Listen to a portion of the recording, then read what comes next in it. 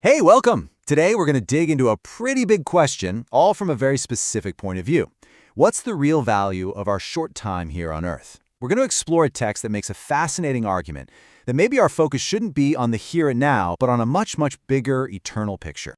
So, the material we're looking at kicks things off with a simple but really powerful fact. Our time here is incredibly short. I mean, just think about it. We get maybe 100 years if we're lucky. And everything we do, everything we achieve, it all happens in that little window. Which of course brings us to the biggest question of all. What is this all for? All right, so to start finding an answer, the text first has us look at the problem head-on. It really examines what a life looks like when it's completely focused on what's right in front of us here on Earth. And it uses this really striking metaphor. The idea is that when we're completely consumed by worldly stuff, our jobs, our goals, just the daily grind, we're basically living with our heads down. This text argues that by doing that, we're missing out on a much, much grander view. To really hammer this point home, the source gives us another image. Wildflowers. All those things we might chase after, money, status, success, they're compared to flowers. Sure, they can be beautiful, absolutely. But they don't last. They bloom, and then they're gone. This kind of glory is temporary, or, just like the text says, fleeting. So this really breaks down the core argument into a simple comparison. On one side, you've got worldly glory. It's temporary, it's fragile, and it only lasts for our lifetime.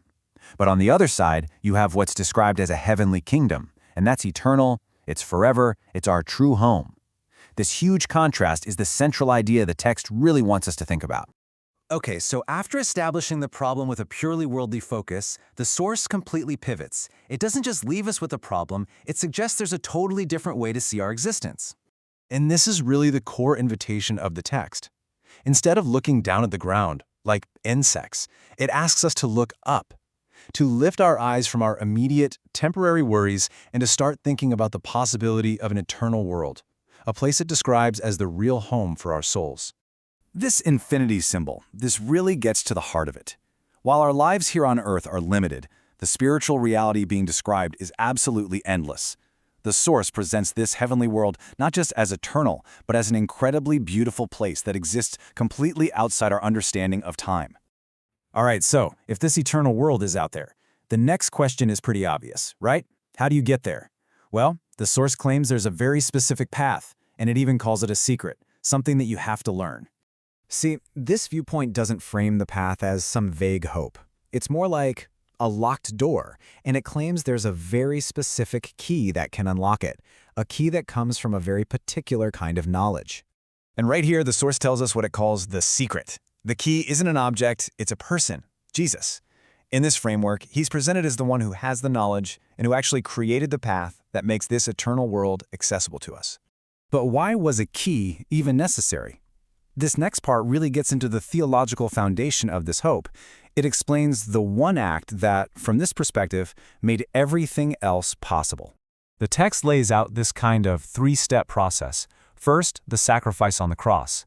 This act, which is called the atonement, is presented as the payment for humanity's sins.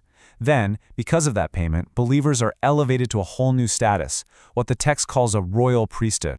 The core idea here is all about substitution. This viewpoint explains that all the suffering and consequences that humans were supposed to face were instead taken on by Jesus. It's this act of grace that's presented as the absolute cornerstone of this entire worldview. So what does this all actually mean for our daily lives?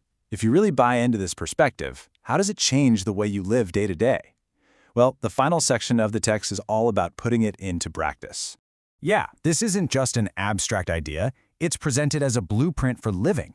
The source calls for a life spent learning its secrets, following the path that's been laid out, and consciously getting ready for an eternal life. And what that means, practically, is making an intentional choice not to obsess over the temporary glory of this world. This quote, it just perfectly sums up the entire message. It's a call to action. It's an encouragement to keep your focus in a very specific place throughout your entire life. Not on the ground right in front of you, but on that eternal horizon way up ahead. And so we end up right back where we started, with that metaphor of the insect.